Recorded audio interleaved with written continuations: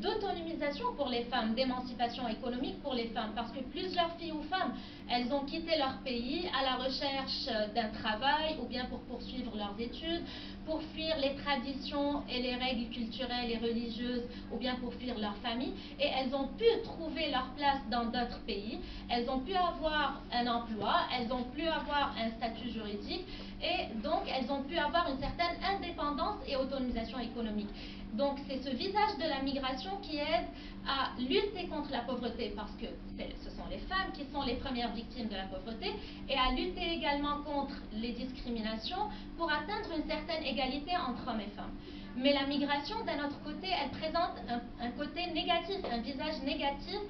et notamment pour les femmes, c'est le côté donc négatif de la migration qui soumet les femmes à des violences et des discriminations. C'est la migration, c'est les femmes qui soit quittent leur pays volontairement, soit pour poursuivre leurs études ou bien à la recherche d'un travail. Et là, rapidement, elles vont se retrouver, comme vous l'avez bien dit, elles vont avoir des difficultés soit pour avoir un statut, soit donc pour légaliser leurs papiers, soit pour